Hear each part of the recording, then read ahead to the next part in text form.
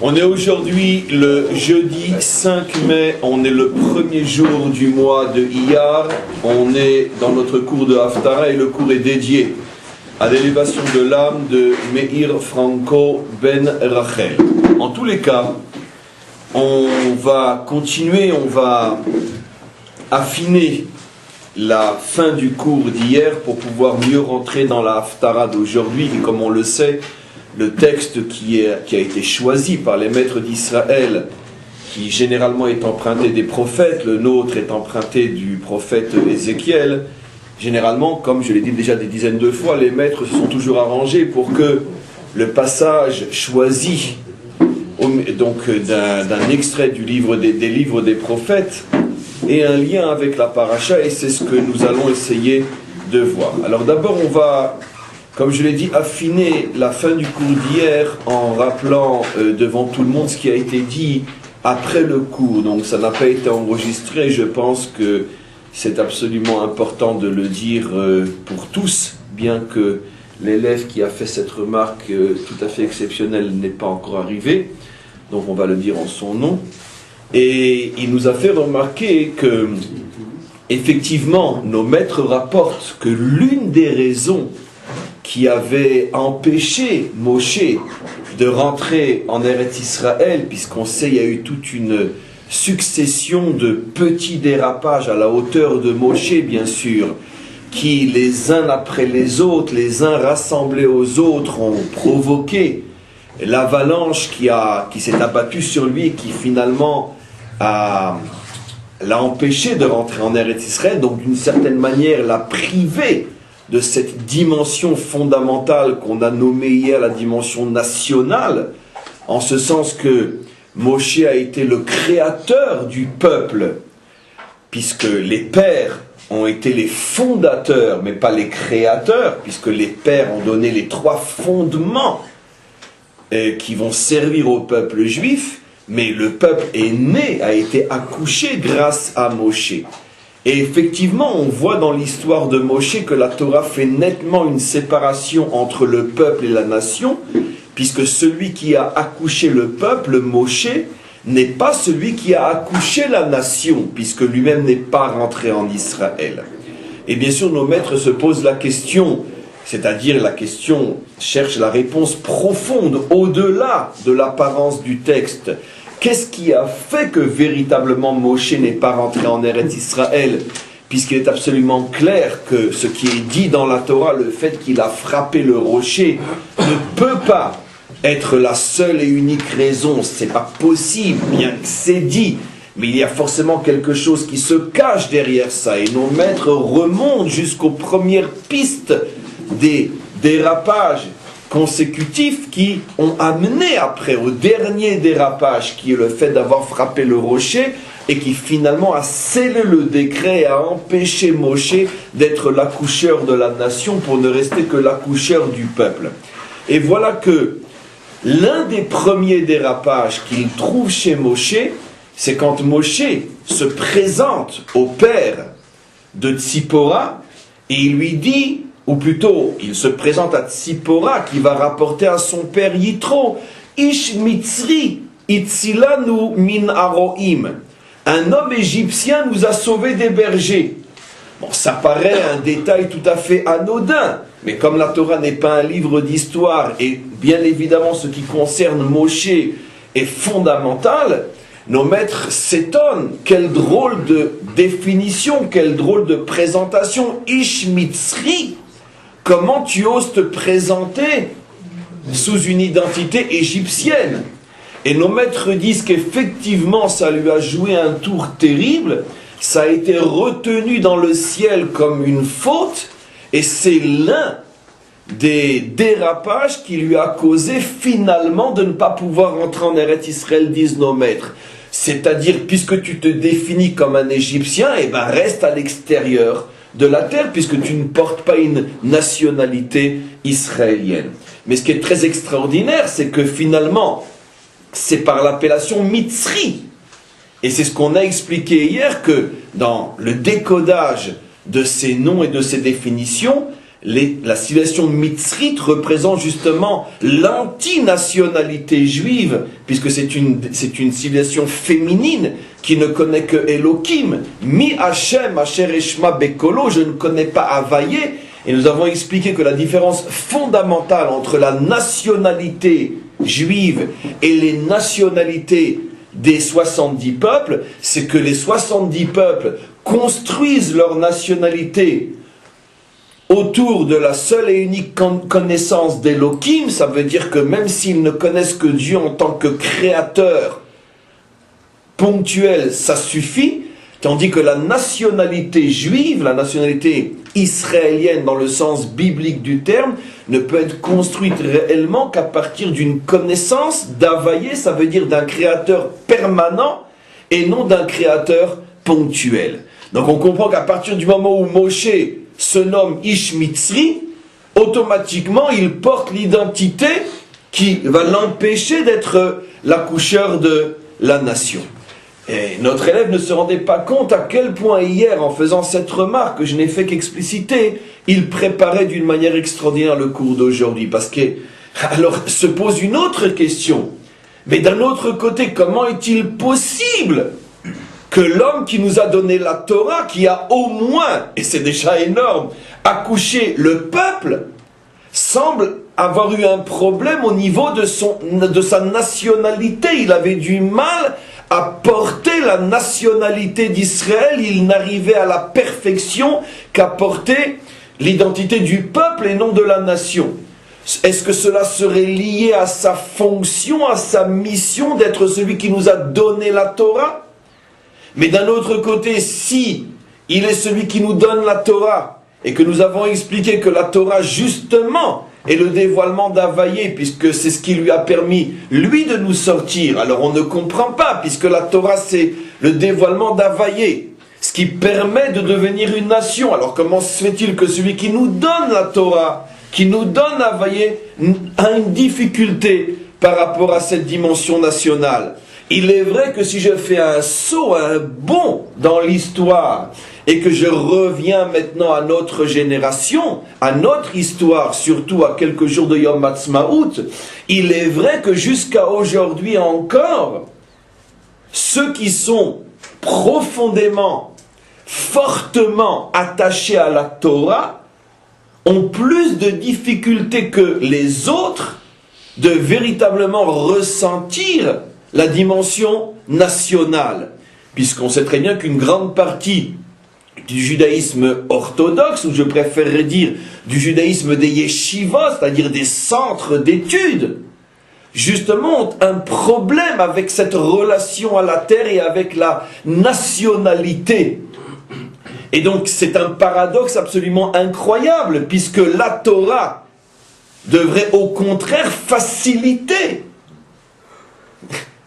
l'identité nationale, puisque comme on le dit, la Torah est le dévoilement d'Havaïe. Nous avons expliqué hier que précisément Havaïe est la connaissance de Dieu qui nous permet de recevoir la terre. Je pense que vous comprenez ici le paradoxe que je mets en évidence et ce que l'on va traiter aujourd'hui. Avant de rentrer dans la Haftara, je veux aussi rapporter, j'ai pas eu le temps de le faire hier et je le regrettais, un Balatourim tout à fait fantastique lié à notre cours de paracha et surtout lié à tous les cours de la semaine, puisque je vous avais montré que d'une manière tout à fait providentielle, tous les cours de la semaine étaient liés, la relation avec les Philistins, et on a expliqué hier en quoi la paracha de la semaine était liée au cours que l'on avait donné sur l'identité philistine et ce qu'elle nous empêchait à nous, Israël, de faire et d'obtenir. Et regardez, sur le verset donc qui nous parle de cet homme qui avait un père Mitzri, c'est extraordinaire parce que l'expression Ish Mitzri dans la Torah, on ne la trouve que 2 fois, comme on vient de le dire, au sujet de cet homme dont le père est Ish Mitzri et au sujet de Moshe qui est Ish Mitzri. Je ne sais pas si vous vous rendez compte l'incroyable de la comparaison.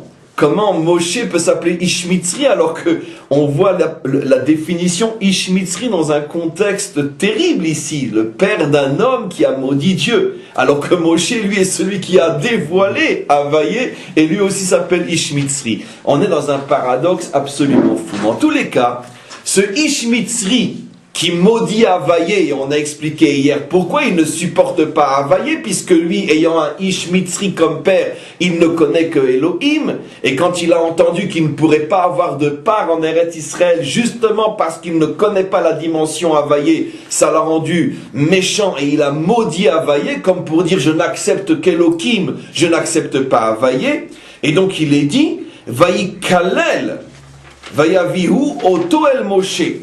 Il a maudit et on l'a amené chez Moshe. Et le Baal HaTurim va faire remarquer quelque chose d'extraordinaire qu'on pourrait presque laisser sans autre commentaire que le lire, puisque vous allez comprendre finalement que le Baal HaTurim met en évidence que tous les cours qui ont été donnés cette semaine étaient véritablement liés les uns aux autres.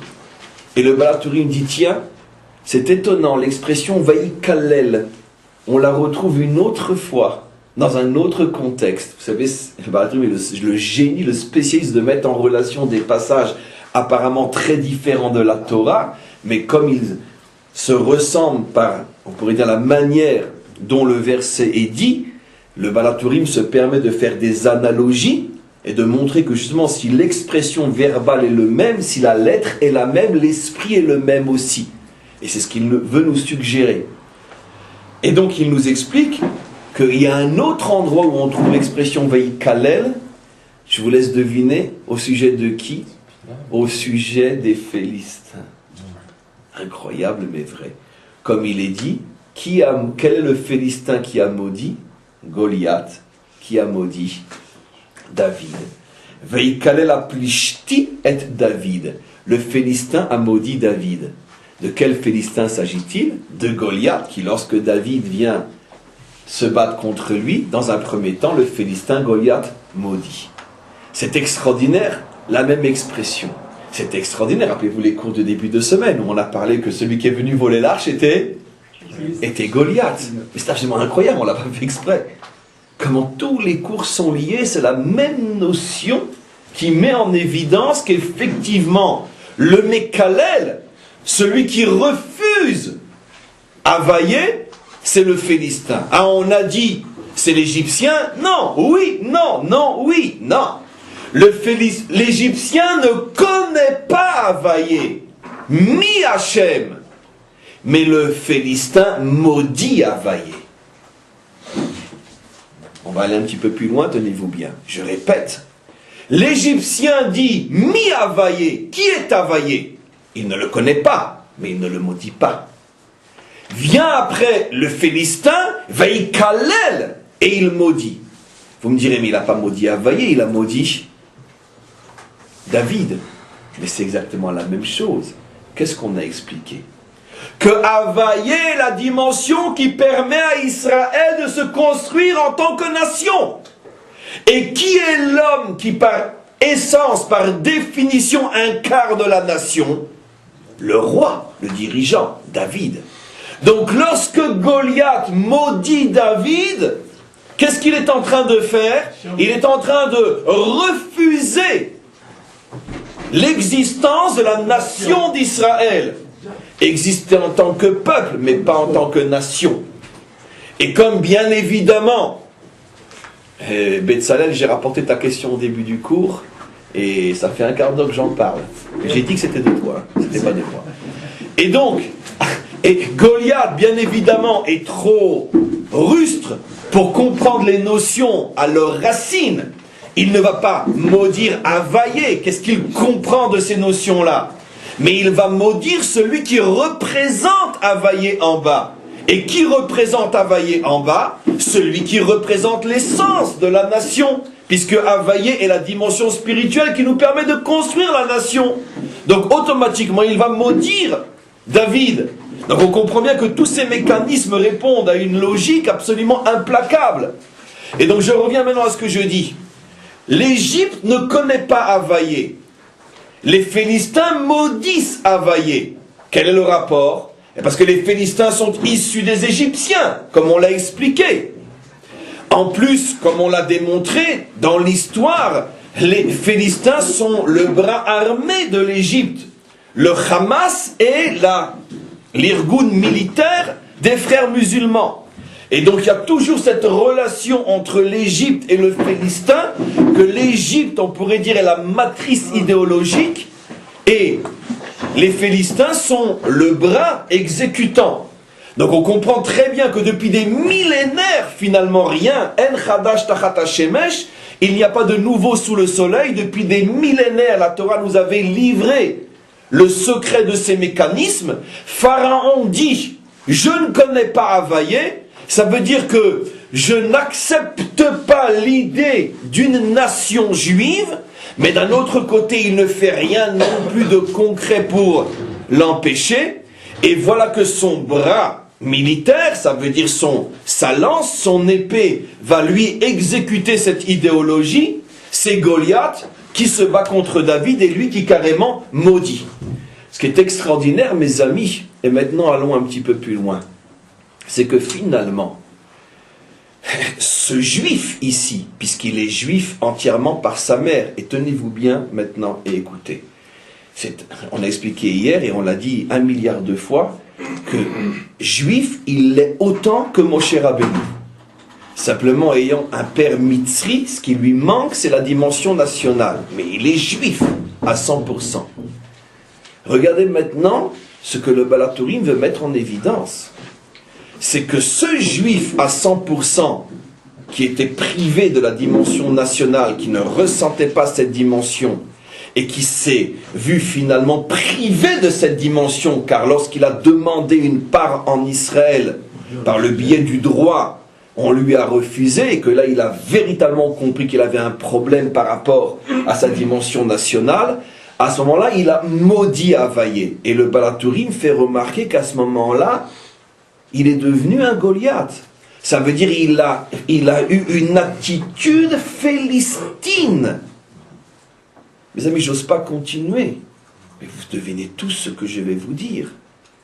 C'est que la Torah est en train de nous prévenir depuis des millénaires, par la voix du Baal HaTurim, qu'il est tout à fait possible que se lèvent, que se dressent au sein même d'Israël des Juifs, à 100% Juifs, qui se ressentent Juifs, qui sont fiers d'être Juifs, mais qui se battent contre la dimension nationale, exactement de la même manière que les Philistins, au point de devenir eux-mêmes, à l'intérieur, une colonne ou une 5e colonne des Philistins eux-mêmes. Mais regardez ce que le Baal HaTurim est en train de nous dire, Ribono Shel Olam. Cet homme à qui on a montré qu'il avait un problème dans sa relation nationale, finalement s'est identifié à l'idéologie philistine au point de maudire Havaïe comme Goliath. Et Goliath, comme on l'a expliqué, s'est attaqué à David. David représente la souveraineté d'Israël sur toute la terre d'Israël. Et voilà que ce juif à 100% s'identifie à Goliath. Il y a des millénaires, la Torah nous a prévenus. Sachez que le peuple juif est capable de produire en son sein des Goliaths, qui sont juifs, mais qui ont un problème à ce niveau-là. Alors maintenant, évidemment, sans rentrer trop dans les détails, car vous les devinez, ça ne veut bien sûr pas dire que les Goliaths juifs parmi nous ont un père mitzri. C'est pas au niveau biologique que les choses se situent, mais au niveau spirituel. Ils ont une âme à laquelle manque la dimension paternelle, sur le plan spirituel du terme. Je fais juste une parenthèse extraordinaire. Enfin, vous allez voir, ça va vous faire rire, ça paraît gros ce que je vais dire. J'ai reçu un message de quelqu'un qui, je ne sais pas s'il faut le prendre de manière ironique, accusatrice, péjoratif ou choqué, donc dans le bon sens du terme, choqué dans le sens qu'il demande des explications. Quelqu'un qui rend un bel, il dit, c'est quand même absolument anormal que Israël envoie à l'Eurovision quelqu'un qui, comme on le sait, est un homme transformé en femme, je ne sais pas si c'est pour se foutre de nous, pour dire, vous les juifs, regardez ce que vous produisez, ou carrément ils demandent, parce que vu le nom du mail, je ne sais pas trop si les juifs ou non, peu importe, donc je ne sais pas comment prendre la remarque. Mais quoi qu'il en soit, il fait une remarque absolument incroyable, et puis il dit, c'est ça ce que je pense être un petit peu péjoratif dans sa remarque, il dit, de toute façon, que pouvait-on attendre? Et regardez la remarque, c'est génial. Que pouvait-on attendre d'un pays comme le vôtre, d'accord? D'un pays comme celui-là, un pays comme le vôtre, dont ça serait sûr qu'il ne s'identifie pas. Et il dit comme ça, Israël, il sera elle. Extraordinaire. Extraordinaire. Bravo, je vous remercie pour cette remarque parce qu'elle est extraordinaire. Vous ne savez pas à quel point vous avez dit quelque chose de génial.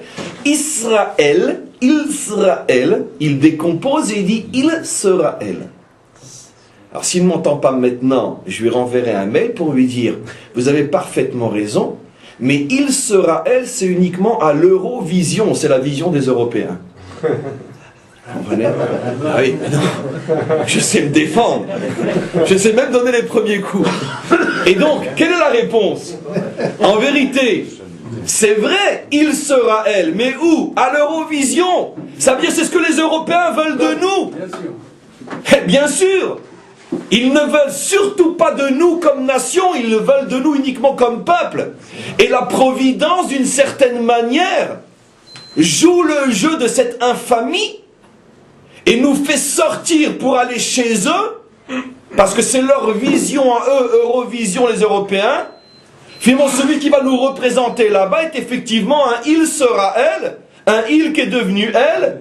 Et c'est fabuleux, c'est inimaginable, c'est époustouflant. Comment dans les moindres détails de l'histoire de notre peuple, la Providence nous envoie des messages extraordinaires. Faites attention, regardez ce que les Européens veulent faire de vous. Un il qui est devenu elle. Voilà. En plus c'est un Cohen, je crois, oui. C'est vrai parce que ça va être le cours d'aujourd'hui. Voilà. En tous les cas, on comprend une fois de plus comment, avec un minimum de clés et des yeux qui s'ouvrent, comment on s'aperçoit que finalement l'histoire en général, et surtout l'histoire de notre peuple, est une véritable Torah vivante. C'est-à-dire que tous les messages sont là. Et quand on dit qu'effectivement il n'y a aucune déconnexion possible entre le haut et le bas, jusque dans les moindres détails, la sagesse d'Hachem accompagne notre peuple, on se rend compte que même dans le choix de quelqu'un qui nous représente à l'Eurovision, surtout à la veille de ce fameux foutu septembre, où ils ont l'intention de clairement nous montrer qu'ils ne nous acceptent pas en tant qu'État, puisque tout le monde sait ce que signifie deux États, ça veut dire en vérité un grand, et on sait lequel eux ont choisi. C'est absolument incroyable qu'à cette même période, parce que l'Eurovision c'est plus ou moins à cette époque-là, qu'à cette même période, la Providence fait envoyer en Europe pour l'Eurovision quelqu'un qui est effectivement a perdu sa dimension masculine pour devenir un féminin. Donc les messages sont clairs. Dieu peut se servir même de l'Eurovision pour nous ouvrir les yeux. Il faut dire que c'est ce mail qui nous a ouvert les yeux. Il ne se rend pas compte à quel point il a touché le doigt sur quelque chose de fantastique en faisant cette remarque-là. Simplement que la réponse aussi est très importante. C'est seulement à l'Eurovision que les choses sont comme ça. En tous les cas, on a compris donc énormément de choses grâce à cette paracha, et on peut rentrer maintenant un petit peu dans la Haftara en posant une question évidente. Je pense que vous connaissez la paracha. La paracha d'ailleurs s'appelle Emor El HaKohanim. La paracha ne parle pratiquement que des Kohanim, des lois les concernant et les lois concernant leur tafkid, leur mission, leur fonction, au temple. Une paracha parmi d'autres, mais celle-là, elle est pratiquement exclusivement consacrée aux Kohanim, à l'exception de ce petit passage que l'on étudie depuis hier, sur ce fils de Ish Mitzri qui est sorti et qui a maudit Availlé. Alors bien sûr, la question est évidente, quel est le lien entre toute la paracha, qui ne parle que des Kohanim, et cette histoire qui apparemment n'a rien, mais strictement rien, mais absolument rien à voir avec toute la paracha. Bon, si ce n'était que ça la question, je dirais, c'est comme ça, après tout, ce sont des sujets qui se suivent, et puis c'est pas non... On a souvent vu dans la Torah que des sujets se suivent et apparemment n'ont pas de lien les uns avec les autres, mais la question est d'autant plus forte que l'on sait ce que nous disent, ce que nous enseignent nos maîtres, c'est que tous les sujets d'une paracha, même lorsqu'ils semblent être très très différents les uns des autres, ont forcément un lien profond, identitaire avec le nom de la paracha. Puisque le nom de la paracha couvre tous les sujets énoncés dans cette paracha. Donc le nom de la paracha est l'identité de la paracha. L'identité de la paracha, c'est Emor el HaKohanim. Voilà ce qu'il faut dire aux Kohanim. Donc le sujet de ce Ish Mitzri, plutôt de ce Ben Ish Mitzri, de ce fils d'homme Mitzri qui a maudit Havaïe, est aussi sous le signe de l'identité des Kohanim. Qu'est-ce que cela veut nous faire comprendre? Et on va rentrer directement dans la Haftara. Alors la Haftara, elle aussi, ne traite que et uniquement que du début jusqu'à la fin des lois concernant les Kohanim. Mais attention, de quels Kohanim s'agit-il? Des Kohanim qui serviront dans le troisième temple. Pourquoi? On est dans le livre de Ézéchiel, de Yecheskel, et on sait que toutes les visions d'Ézéchiel concernant le temple font allusion au troisième temple. C'est lui, le seul de tous les prophètes d'Israël, qui a eu le mérite de nous donner la prophétie concernant la construction du troisième temple. Et à chaque fois que Ézéchiel a une prophétie concernant le temple, ça fait toujours allusion au temple de la délivrance finale. Et voilà que il y a un verset, après nous avoir rappelé toutes les lois que l'on connaît d'une manière générale dans la Torah de Moshe, concernant l'interdiction qu'a le Kohen de contracter l'impureté de mort, de se marier avec une divorcée, ou s'il est Kohen Gadol, de se marier avec une veuve, etc., etc. Les lois que l'on connaît. Un verset que l'on connaît aussi, qui est répété ici, et qui est le suivant. Ve'aita lahem lenachala. Toutes les lois qui concernent les Kohanim sont leur part dans ce monde. Ani nachalatam.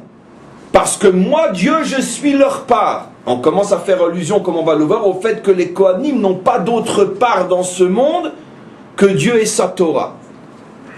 Et pour être plus explicite, et qu'est-ce que ça veut dire, je suis votre part? Mais moi aussi, moi je suis Israël, vous êtes Israël. Nous aussi, Dieu, c'est notre part.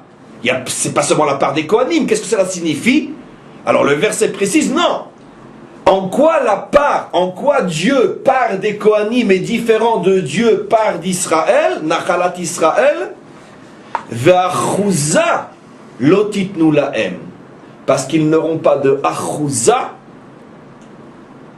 Israël à l'intérieur d'Israël, Ani achouzatam. Je suis leur achouza. Que signifie, jusqu'en hébreu moderne, le mot achouza? Une part dans la terre. Quand on a un bien immobilier, ça s'appelle une achouza. Donc, ils n'ont pas de achouza au milieu d'Israël. Donc, qu'est-ce que dit ce verset? Ce verset dit, je suis leur nachala. À ce niveau-là, si on s'était arrêté, comme je viens de l'expliquer, on n'aurait pas vu la différence entre eux et nous. Et le verset continue en disant, non, je suis pour eux une nachala différente, parce que vous, Israël, vous avez une achouza, vous avez un lien, une part en Eretz Israël, dans la terre d'Israël, mais eux, les Kohanim, n'ont pas de part dans la terre d'Israël. Et le Malbim explique, le Malbim comme quantité d'autres, que cela veut nous montrer que même les Atid Lavo, que même au moment de la délivrance, les Kohanim n'auront toujours pas de part en Eretz Israël. Alors pour ceux qui ont un petit peu de mémoire, ça semble contredire un et même plusieurs cours que j'ai déjà donnés, fondés sur des enseignements des maîtres d'Israël, qui disent que non, que les choses ne sont pas exactes. Pas qu'ils s'étonnent sur le Malbim, mais ils parlent pour nous enseigner que ce décret, cette décision qui fait que les Kohanim sont privés d'une part en Israël, en Eretz Israël, en terre d'Israël, n'est que jusqu'à la délivrance finale, mais en vérité, ils recevront un territoire au moment de la délivrance, et vous savez tous où se trouvera ce territoire-là, sur la rive est du Jourdain, d'après nos maîtres, puisqu'il y a encore 3 terres que nous devons recevoir au moment de la délivrance pour compléter le chiffre 10, qui fait allusion aux 10 attributs divins, ça veut dire à toutes les lumières divines qui se dévoilent dans ce monde. Pour l'instant, nous n'avons reçu que les 7 terres, les 7 peuples cananéens qui se trouvent du côté ouest du Jourdain. Ça veut dire que c'est seulement les attributs d'en bas qui se sont dévoilés, mais la tête, le roche, est encore caché. Israël n'a pas encore accès à la tête des attributs divins, mais le Mashiach va dévoiler dans le monde la tête des attributs divins, et tout dévoilement en haut s'accompagne d'une réalité en bas, et c'est ce qui provoquera en bas le passage d'Israël, donc de notre terre, sur les 2 rives du Jourdain, et on recevra donc encore des territoires du côté est. Et nos maîtres disent... Yoshua, c'était les terres féminines, et justement à l'ouest, à l'est, c'était les terres masculines de Moshe. Absolument, c'est exactement ce qu'on va redire. Et donc, les terres qui nous manquent sont les terres têtes, comme dit Rashi, et comme disent nos maîtres, qui correspondent au niveau des attributs divins à Chochma Bina et Da'at, à Chabad, ou à Keter Chochma Bina, Keter Chochma Bina. Ce sont 2 appellations pour dire plus ou moins la même chose, en tout cas la tête. Et voilà que nos maîtres nous révèlent que qui s'installera sur ces 3 terres, entre autres, les Kohanim. Ça veut dire que leur terre leur est réservée pour la délivrance. Donc apparemment, ça contredit non seulement le Malbim, mais ça contredit une chose qui est sûre, c'est cette prophétie, parce que c'est sûr et certain que les prophéties d'Ézéchiel concernent la délivrance finale. Or, il semblerait qu'au moment de la délivrance finale, les Kohanim n'ont toujours pas de Achouza en terre d'Israël. Bien sûr, Richard a donné la réponse, non. Et ça s'inscrit en ligne droite de tout ce qu'on a expliqué déjà depuis une semaine. Rappelez-vous ces cours d'il y a quelques mois où on avait expliqué que la différence fondamentale entre le côté est et le côté ouest, c'est que justement, le côté ouest incarne la dimension féminine, alors que le côté est incarne la dimension masculine. Et on a expliqué que justement, maintenant écoutez, parce que ce sont des rappels, des révisions qui sont fondamentales, on a expliqué que Yehoshua, l'élève de Moshe, est comparé par nos maîtres à la lune est féminine, et que Moshe est comparé au soleil qui inspire et qui éclaire la lune, et Moshe est masculin. Et on avait expliqué une chose extraordinaire, c'est qu'au-delà de l'apparence et du premier niveau de lecture qui nous pousserait à croire que Moshe a été puni, le pauvre Moshe, il n'a pas mérité de rentrer en Eretz Israël, c'est ce que j'ai plus ou moins redit au niveau du cours. En vérité, d'après les secrets de la Torah, les choses sont beaucoup plus profondes que ça. Moshe était beaucoup trop élevé pour ne vivre qu'à l'intérieur du côté ouest. Parce que sa dimension est masculine. Et le côté ouest est féminin. Et que pour que Moshe puisse rentrer, il fallait qu'on puisse recevoir aussi le côté est.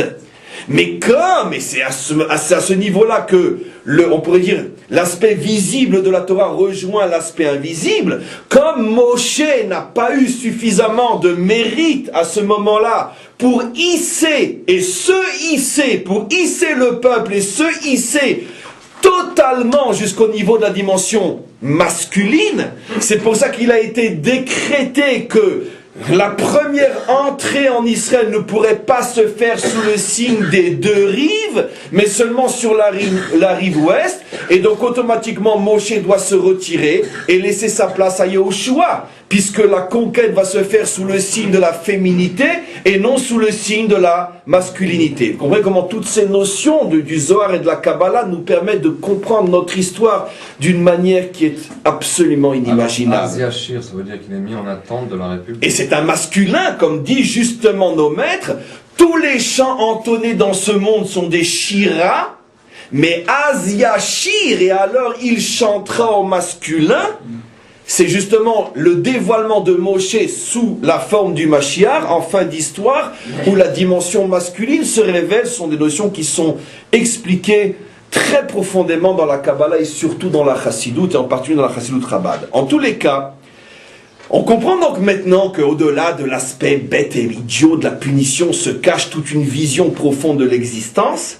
La conquête de notre terre se fait en 2 temps. D'abord s'exprime la dimension féminine, Yehoshua, donc côté ouest. Après s'exprime la dimension masculine, C'est-à-dire que l'âme de Moshe revient dans le personnage du Mashiach, Goël Rishon ou Goël Acharon, le premier libérateur et le dernier, sauf que en tant que dernier, ce n'est uniquement son âme qui revient dans le Mashiach qui est de la tribu de Yehuda, puisque le premier corps était de Lévi. Et donc, mais c'est la même âme qui peut changer de corps, bien sûr. Et voilà qu'à ce moment-là, Moshe, Mashiach, donne à Israël la dimension masculine et nous donne donc le côté est.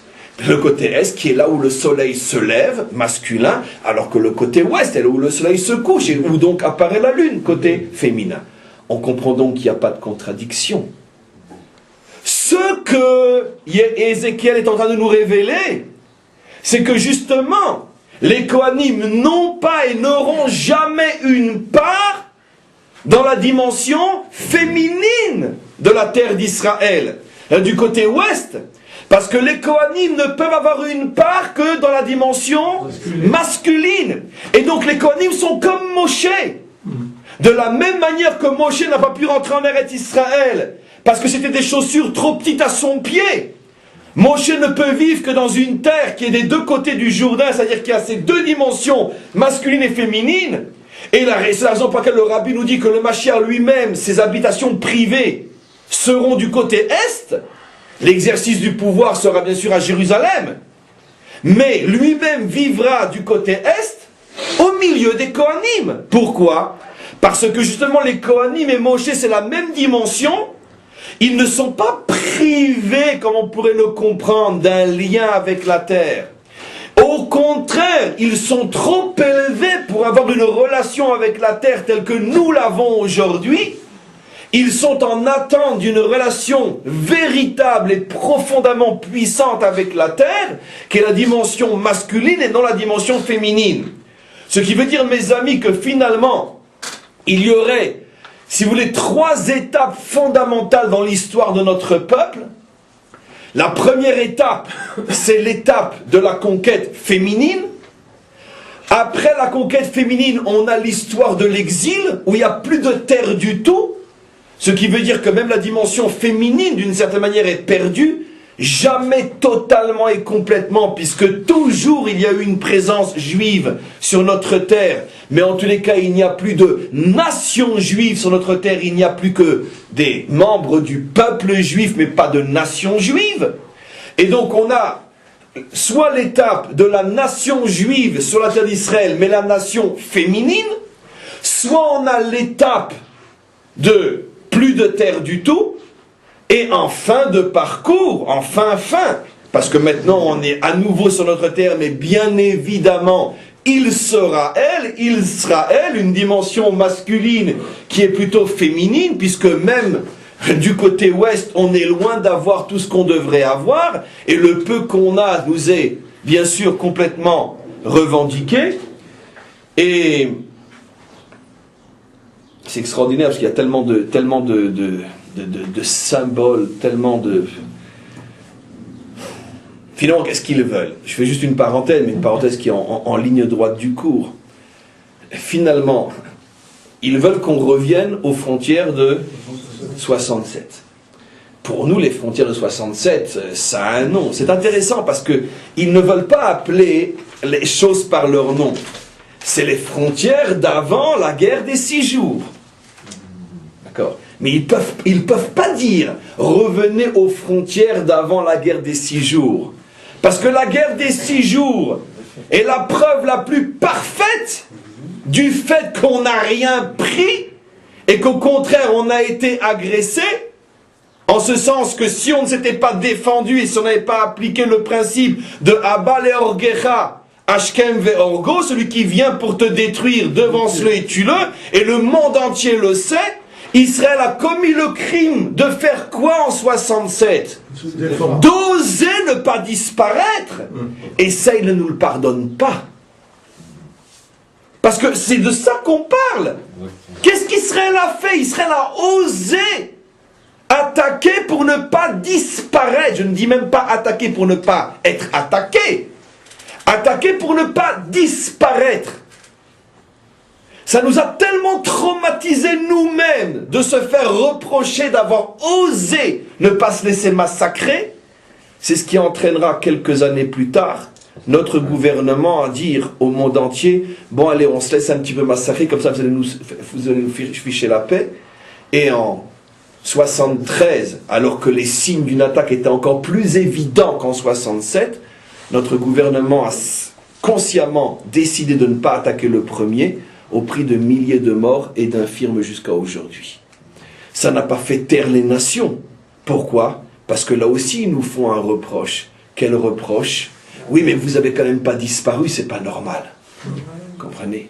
Donc vous vous êtes quand même un petit peu défendus. On attendait de vous que vous disparaissiez. Parce que c'est de ça qu'on parle. Et donc, automatiquement, on comprend maintenant pourquoi, dans le langage politique, on ne dit pas les frontières d'avant la guerre des Six-Jours, mais les frontières de 67. C'est pas ça parce que c'est un raccourci de langage. Parce qu'il y a quelque chose de profondément dérangeant dans le fait de rappeler la guerre des 6 jours. C'est que Israël est un peuple qui a décidé de ne plus se laisser massacrer. Et ça dérange profondément les nations. En tout cas, je vais faire la parenthèse. Pourquoi? Il y a quelque chose de beaucoup plus profond encore. Finalement, qu'est-ce qui a permis à notre peuple de commencer finalement à se diriger vers la dimension masculine? C'est la guerre des 6 jours. Ce qui est extraordinaire, mes amis. Et c'est ça ce qu'ils nous reprochent profondément. Parce qu'eux, ils veulent qu'on reste Israël. Il sera elle pour disparaître. Vous savez tous que dans les signes de la Kabbalah, le chiffre 6 représente quelle dimension? Masculine, le Yesod, le Brit de l'homme. Ce qui veut dire qu'il y a quelque chose d'inimaginable. C'est pour ça que cette guerre était une guerre complètement miraculeuse. C'est une guerre qui était un microcosme des guerres ou de la guerre de la délivrance finale, définitive, qui se passera aussi d'une manière mais complètement époustouflante. Comment se dit que cette guerre n'a duré que 6 jours?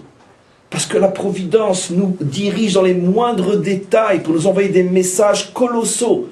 Si la Providence nous fait envoyer à l'Eurovision un homme-femme et qu'elle est capable de nous donner des signes même dans une foutaise pareille qu'est l'Eurovision, à combien plus dans une guerre dont l'enjeu était notre survie. Et si Dieu a décidé que cette guerre ne dure que 6 jours, pour qu'on soit en possession du chiffre 6, qui bien sûr fait allusion à la masculinité, d'après les secrets de la Torah, ce qu'on appelle le Yesod, le Brit, le membre de l'homme, qui est représenté par le chiffre 6, puisque le chiffre 6 en hébreu, c'est un trait, un bâton dressé. Et donc automatiquement, on comprend que cette guerre est porteuse de toute l'espérance messianique, qui est justement de s'étendre pour retrouver toute notre terre. Et ça, ils ne sont pas prêts de nous le pardonner. C'est ce qu'ils refusent. Comprenez?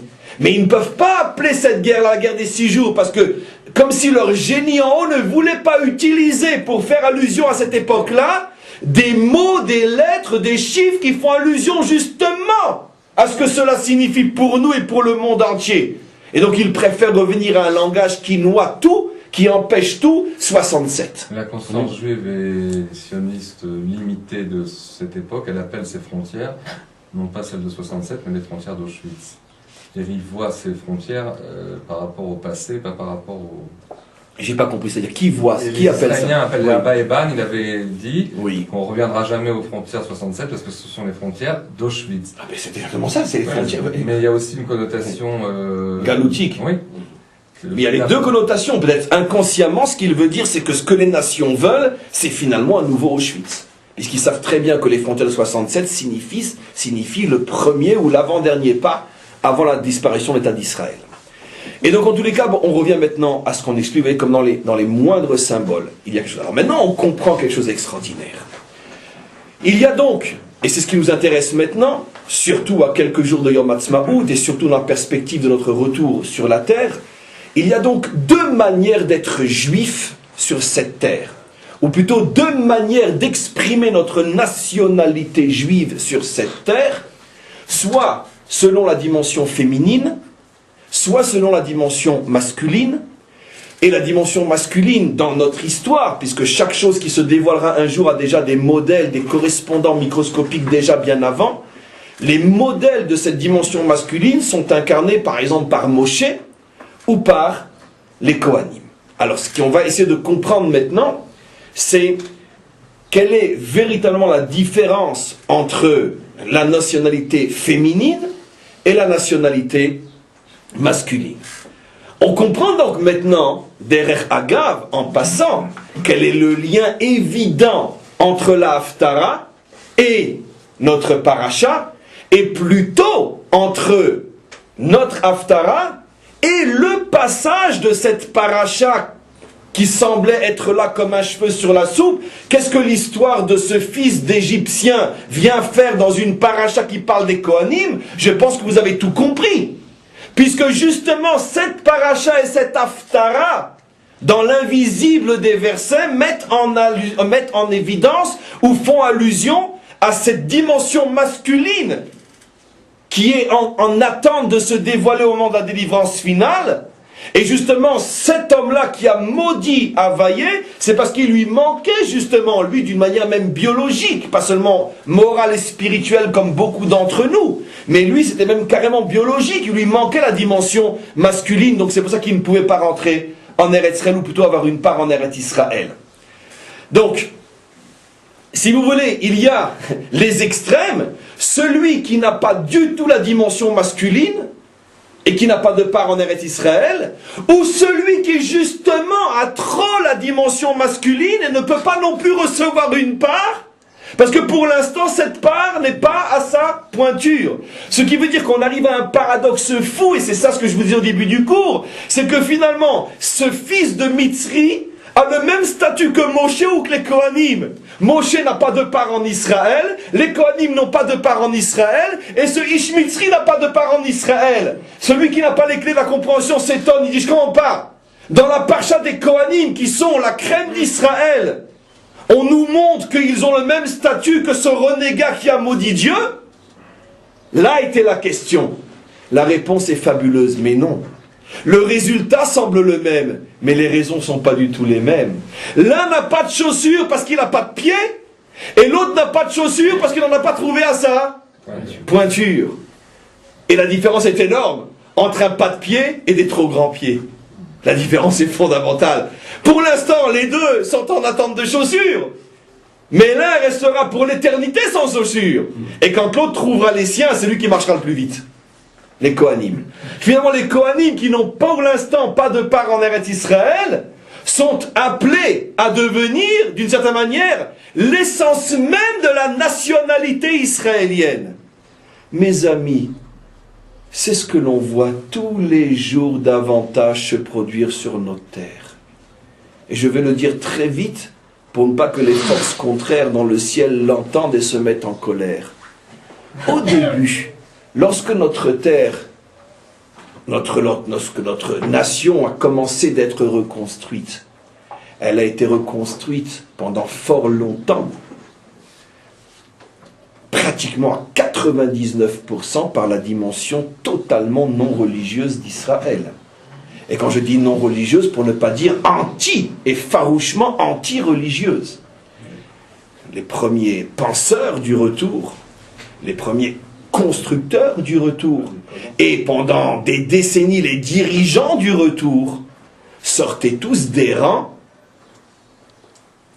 non ou carrément, franchement, violemment anti-Torah. C'est clair qu'on est en présence de la dimension complètement féminine. Mais petit à petit, qu'est-ce qu'on est en train de se rendre compte?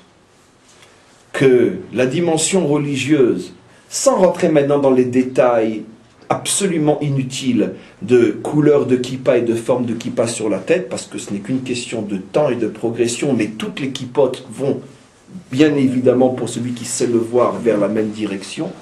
On est en train de se rendre compte que finalement, la relève, ceux qui sont en train de reprendre finalement les commandes à tous les niveaux du pays et surtout de la défense pour l'instant du pays et de sa direction, sortent de plus en plus des rangs justement de la Torah, toutes couleurs et tendances confondues. Et plus encore, on se rend compte que les enfants de la Torah aujourd'hui sont plus motivés et beaucoup plus motivés pour la défense et la construction, la reconstruction de cette terre, plus encore que ne l'ont été et de loin sans rien leur enlever bien sûr, les pionniers qui il y a 50 ou 60 ans ont construit cette terre. C'est évident, parce que les uns, les premiers s'enracinent dans une idéologie humaine, donc limitée, les autres s'enracinent dans une idéologie divine, donc sans limite. Et donc on est en train de voir sous nos yeux, mes amis. C'est pour ça que j'insiste et je vais doucement, par devoir et par souci de toujours montrer que les notions de Torah sont des notions d'actualité. Le mécanisme avait été prévu par nos maîtres. Pas seulement par nos maîtres, par la Torah elle-même. Et comme je le fais à chaque veille de Yom Ha'atzmaut, j'en profite pour régler une fois de plus mes comptes et nos comptes avec tous ceux qui continuent à s'obstiner à ne pas vouloir voir et à ne pas vouloir comprendre. Ceux qui, au nom d'une orthodoxie falsifiée et malade, continuent à dire que ce retour ne peut pas être divin parce qu'il a été pris en charge par n'importe qui et n'importe quoi et n'importe comment. C'est un mensonge, ou plutôt une ignorance totale, puisque lorsqu'on sait lire et comprendre la Torah, on se rend compte que la Torah avait prévu depuis les premiers instants de notre histoire que la conquête d'Israël se faisait toujours de la dimension féminine à la dimension masculine. Dans chaque génération, bien sûr, le féminin et le masculin n'ont pas les mêmes formes. À l'époque de Moshe, le féminin est Yehoshua. C'est sûr qu'il a les formes d'un rabbin. Mais par rapport à Moshe, il est inexistant. C'est pas moi qui le dis. C'est les maîtres du Talmud. Sur cette fameuse phrase qui disent que Moshe est comme le soleil et Yehoshua comme la lune, il rajoute « Oy le'ota busha, oy le'ota chlima ». Malheur aux yeux qui voient une telle différence. Parce que Yehoshua par rapport à Moshe faisait figure de kibbutznik. Bien sûr, c'est ce que nos maîtres disent. Mais comme on parle de ça qui s'est passé il y a 3500 ans, il y a 3500 ans, même un kibbutznik avait une barbe et un chapeau sur la tête. Mais par rapport à Moshe, oy le'ota busha, oy le'ota chlima. Comme Herzl par rapport à un rave. Oy le'ota busha, oy le'ota chlima. Mais quoi qu'il en soit, ça passe par lui. Pourquoi? Parce que c'est la dimension féminine qui s'exprime en premier. Une fois que tu as compris le mécanisme vient dans toutes les générations. Simplement que la dimension féminine de ces 100 dernières années passe par quelqu'un qui n'a plus du tout l'apparence d'un rabbin. Parce qu'il est la dimension féminine des temps modernes. Donc quand on est féminin dans les temps modernes, c'est sans kippa, sans chapeau, sans barbe, sans tzitzit, sans tfilin, sans kashrut, sans shabbat. Mais c'est la dimension féminine par laquelle passe l'essence juive.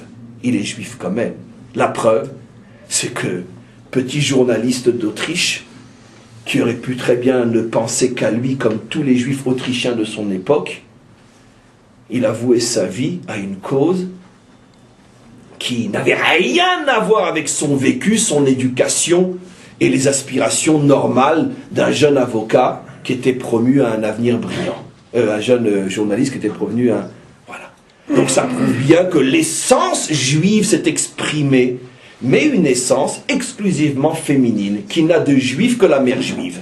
Rien de plus. On a toujours vu ça. On a vu ça aussi avec Esther, la délivrance se fait avec la femme. On voit aussi avec Hanouka, c'est Yael ou Dvorah, je ne sais plus encore. Mais c'est toujours comme ça. Il n'y a pas une délivrance sans la féminité, ça n'existe pas. Ma seule joie, c'est que quand je ne serai plus là, maintenant j'ai trouvé un remplaçant. Comme je l'ai dit hier, parce que c'est incroyable ce qui se passe avec toi ces derniers temps, Ken Yirbou.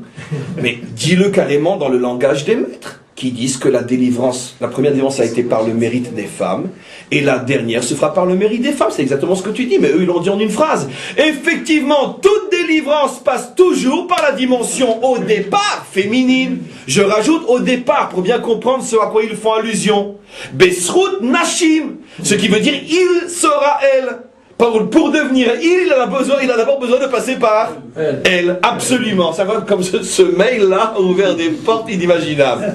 Il ne s'imagine même pas. Comment? Ce sont les accouchements douloureux. Absolument. Et donc un accouchement, ça passe forcément par la dimension féminine. Et oui, donc maintenant on comprend tout. Et pour qu'on compare la délivrance à un accouchement, donc il faut forcément une dimension féminine quelque part. Mais tout maintenant, donc encore une fois, appliqué courageusement dans l'actualité et dans l'histoire, cela veut dire que le processus du retour qui a commencé avec Herzl il y a X décennies est un processus divin à 1 milliard de pourcents parce qu'il correspond effectivement à l'apparition de la dimension féminine, mais qui dans le contexte de l'époque moderne se présente comme quelque chose qui ne se voit pas de l'extérieur comme étant juif. Mais c'est la dimension féminine. La dimension féminine est toujours choquante parce qu'elle est toujours du style Oile ota boucha, oile ota cherpa. Mais sachez, mes amis, que ceux qui disent jusqu'à aujourd'hui encore, ça ne peut pas être un processus divin parce que c'est passé par lui, sont les mêmes que s'ils avaient vécu à l'époque du passage de pouvoir à Moshe et Yehoshua, auraient dit, ça ne peut pas passer par Yehoshua, Oile ota boucha, oile ota cherpa. Et ils auraient trouvé je ne sais combien de kunsin pour dire que non, il doit y avoir une erreur, ça ne peut pas être le... Voilà. Mais nos maîtres avaient déjà tout prévu. Donc maintenant, je reviens à ce que j'explique. Qu'est-ce que... Oui. Qu'est-ce qui fait penser que c'est le dernier acte? Comment? Qu'est-ce qui fait penser que c'est le dernier acte? Le temps, notre tradition, ça correspond à une infinité de notions inimaginables. J'ai quantité de cours à ce sujet-là, je ne sais pas si je vais les refaire cette année, par rapport au conte du Homer, Yom Ha'atzmaut, quel jour ça tombe, Yom Yerushalayim, etc. Le troisième retour, il n'y a pas eu un autre retour qui correspond, comme avaient prévu nos maîtres, au troisième père. On n'est revenu que 2 fois, une fois en sortant d'Égypte et une fois en revenant de Babylonie. Il n'y a jamais eu un autre retour. Et nos maîtres avaient prévu 3 retours par rapport aux 3 pères. Comme par hasard, Yom Ha'atzmaut tombe la semaine, la troisième, la semaine qui est par rapport à Yaakov. Et c'est sans fin. Je vais remettre ces cours sur le site bientôt, quand on arrive, encore cette semaine, en tout cas la semaine prochaine. Quoi qu'il en soit, restons dans le cadre du cours d'aujourd'hui. Et puis de toute façon, la meilleure des réponses, c'est le temps. Le temps. On est en fin d'histoire selon notre tradition, en fin de cycle d'histoire. 5771. On est à la fin du 6e millénaire. En plus, 6e millénaire, chiffre 6, la dimension masculine. Et on est à la fin de ce 6, puisqu'on est dans le 5700, on est dans le 6e siècle du 6e millénaire. Et ça aussi, c'est un chiffre explicite du Zohar. 8e. Comment? 8e. 1750. Non, mais c'est pas ça. 5700. Ah non, je confonds avec autre chose. Que l'une des dates qui était donnée, qui est rapportée par le Zohar, dit que tous les 6, il y a un changement messianique. Et l'une des dates qui était donnée, ça correspond aussi à notre récente histoire contemporaine, à des bouleversements absolument incroyables, c'est Tachas, Tafshin Samer. À partir de Tachas, qui correspond à l'an 2000, on est rentré dans un cycle historique qui, d'après les maîtres du Zohar et leurs commentaires, est le dernier avant la délivrance. Et qui a commencé avec un Samer. Parce qu'à chaque fois qu'on est dans un 6, ou un multiple, ou un centuple du 6, on est dans un processus un processus messianique. Maintenant, je reviens à ce que j'explique. Donc, on commence à comprendre maintenant, déjà, les mécanismes profonds de notre histoire. Que toujours on va du féminin au masculin, de l'ouest à l'est, de Yehoshua à Moshe en tant que libérateur, d'une reconstruction laïque à une apparition de plus en plus spirituelle. Et donc, c'est ce qui se passe sous nos yeux. Je vous signale juste à titre d'exemple, bon, j'ai honte de le redire de vous parce que c'est évident que vous le sentez, vous l'avez compris comme moi, mais on vient d'assister, on est en plein à un phénomène unique, inimaginable, il y a encore quelques décennies seulement, ou quelques années dans notre nation, c'est que à la tête des plus hauts postes de la sécurité nationale se trouvent aujourd'hui des juifs avec une kippa sur la tête. Et je suis sûr que parmi les pionniers, il y en a qui se retournent dans leur tombe et ils n'en croient pas leurs yeux.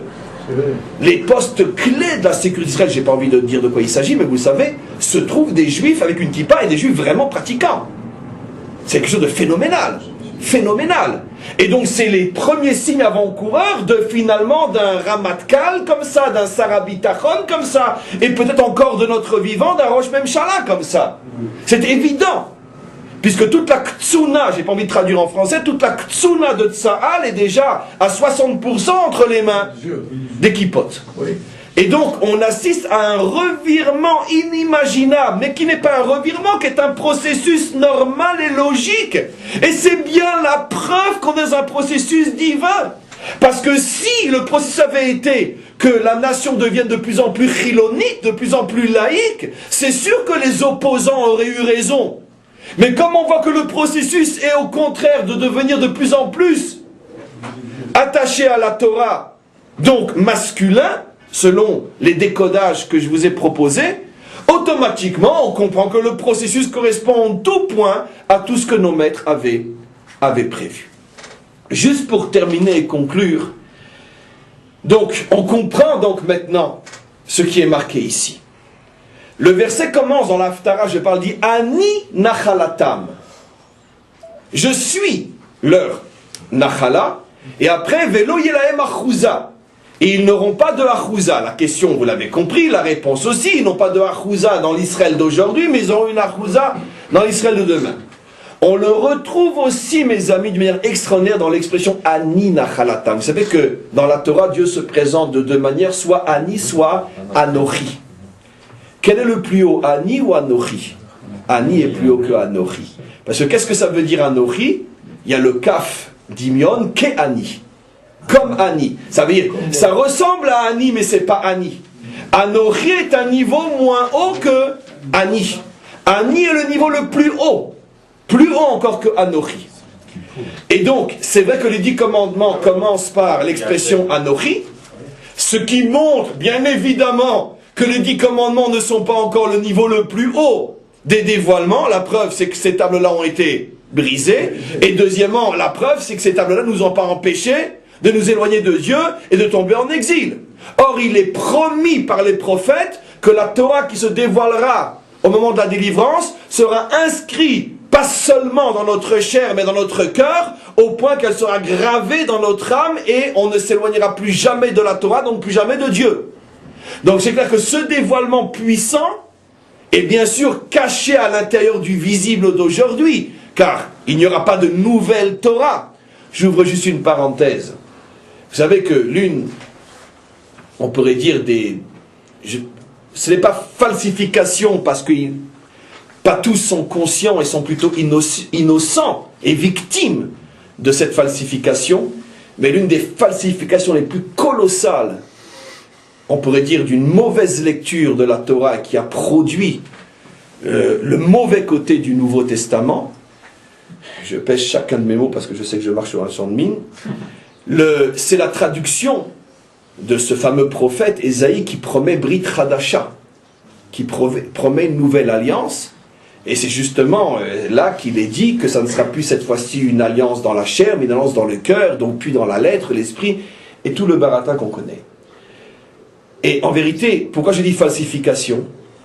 Et d'ailleurs, j'ai eu l'occasion de répondre de cette manière-là, comme je vais le faire à un penseur chrétien qui, je crois, qui a été profondément bouleversé. Je ne sais pas où il en est aujourd'hui, je me demande même s'il n'est pas en processus de conversion. Et qui m'a ramené cette phrase-là. Et je lui ai prouvé d'une manière tellement simple, comme quoi la traduction était complètement fausse. Et que le mot Chadash en hébreu ne veut pas dire nouveau, mais renouvelé. Comment s'appelle la lune en hébreu? Chodesh. Chaque mois, il y a une nouvelle lune ou une lune renouvelée? C'est la même lune. Elle n'a pas changé. Vous voyez? Et ça, c'est un drame. C'est un drame, mais inimaginable. Comment des millions d'hommes et de femmes sont victimes de mauvaises traductions. C'est une véritable Shoah. Le monde occidental a subi une Shoah à cause de quelques nazis traducteurs qui ont traduit en la falsifiant la Torah et plongé une grande partie de l'humanité dans un mensonge total. S'ils avaient appris l'hébreu, ils auraient su que le mot Chadash dans la langue sainte signifie renouveler la même chose, mais non changer de chose. C'est pour ça que la nouvelle lune s'appelle Chodesh.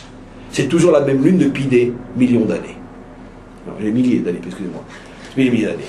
Et donc, pareil, Brit Chadasha ne signifie pas une nouvelle alliance, mais une alliance renouvelée. C'est-à-dire c'est la même alliance, mais qui est renouvelée. Et qu'est-ce que cela signifie? C'est-à-dire que notre Torah cache une dimension inimaginable qui attend de se dévoiler.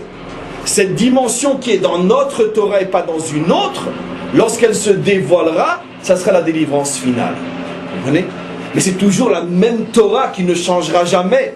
Ce sera toujours le même Shabbat, la même cacheroute, la même circoncision. Simplement aujourd'hui nous ne connaissons, ne comprenons que l'aspect le plus extérieur des commandements divins, mais la délivrance permettra le dévoilement de tous les secrets de la Torah, qui seront tellement puissants qu'ils graveront la Torah dans notre cœur et pas seulement dans notre chair, mais bien sûr aussi dans notre chair, mais pas seulement dans notre chair, et c'est pour ça qu'à ce moment-là, on ne disparaîtra plus. Je veux dire que là, ça c'est évident, de toute façon c'est évident, mais sans ça, mais sûr que notre relation avec Dieu ne disparaîtra plus. Maintenant, on comprend pourquoi le premier des commandements commence par Anochi, qui signifie Ke'ani. Ça veut dire que c'est un ressemblant du Ani, mais ce n'est pas encore le Ani lui-même.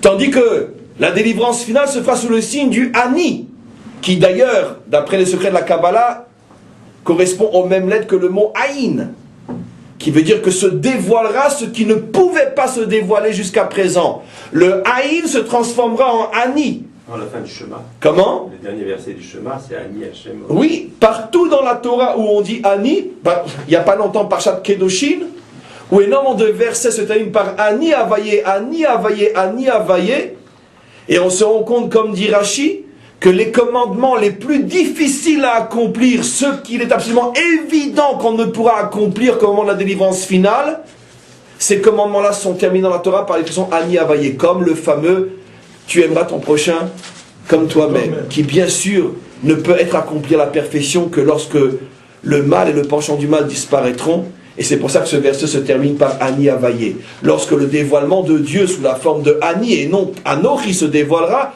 à ce moment-là l'humanité pourra effectivement arriver à ce niveau-là d'aimer son prochain comme soi-même. En tous les cas, donc, on a compris maintenant ce qui est dit ici, et je termine. Ani Nachalatan. Les Kohanim sont trop hauts. Ils sont au niveau du Ani. Ils n'acceptent Dieu qu'au niveau de son dévoilement le plus total. Et donc c'est pour ça qu'ils ne peuvent pas aujourd'hui avoir une part dans la terre d'Israël, parce que la terre d'Israël d'aujourd'hui est sous le signe du Anochi. Mais quand le Ani se dévoilera, maintenant, exactement de la même manière, je vous ai déjà expliqué ce que rapporte le Rambam, qui est en fait un enseignement des maîtres du Talmud, que les Kohanim ne sont pas seulement les Kohanim biologiques, les Kohanim sont aussi, comme toute chose dans la Torah, il y a la lettre, mais il y a aussi l'esprit. On est aussi Kohen par l'esprit, en ce sens qu'on reprend l'idée du Kohen et qui se propage dans toutes les parties d'Israël. Comme dit le Rambam, qui sont les Kohanim dans chaque génération, à part les Kohanim biologiques? Ce sont tous ceux qui s'accrochent de toute leur force à la Torah d'Israël et qui construisent leur vie avec et sur la Torah d'Israël. Ce sont eux les Kohanim. Ce qui veut dire que cette dimension, qui comme on l'a vu encore dans notre histoire récente, n'est pas la dimension qui a pris au départ les rênes de notre peuple, parce que les rênes de notre peuple ont été pris par une autre dimension qui n'est pas du tout la dimension thoraïque. Cette dimension était en attente. Et c'est pour ça qu'elle n'a pas été la première à agir et à réagir. Mais au fur et à mesure que nous nous rapprochons de la délivrance finale, et que le Anochi est en train de céder sa place au Ani, à ce moment-là, la dimension masculine, qui est la dimension des Kohanim, est en train de se dévoiler. Et c'est pour ça qu'aujourd'hui, nous trouvons dans tous les postes les plus importants de notre pays, des Juifs attachés à la Torah, parce que justement, nous sommes en train véritablement de vivre de plus en plus ce dévoilement de la délivrance finale. C'est pour ça que le Yom Ha'atzmaut de cette année, surtout après la nomination à des chefs, à des postes à ce point capitaux pour nous, le Yom Ha'atzmaut qui provient dans une année où sont arrivés aux endroits les plus sensibles de notre pays des Juifs qui mangent kasher et qui respectent le Shabbat, c'est un Yom Ha'atzmaut qui est dans une perspective encore plus forte, plus puissante, et qui nous montre que Baruch Hashem, on est véritablement sur le bon chemin. On va vers la délivrance finale, et c'est pour ça que Utsu Etsa Vetufar Dabru Davar Velo Yakum, c'est parce qu'ils sont tous en train d'aboyer comme le chien d'à côté pour essayer de stopper ce processus qui chaque jour signifie davantage que nous allons vers notre délivrance finale. Mais comme l'a promis le prophète Ésaïe, Utsu Etsa, ils ont beau comploter Vetufar, et leurs complots seront déjoués. Dabru Dabar, vous avez beau vous rassembler, proclamer ce que vous voulez, Velo Yakum, mais rien ne se réalisera. Amen.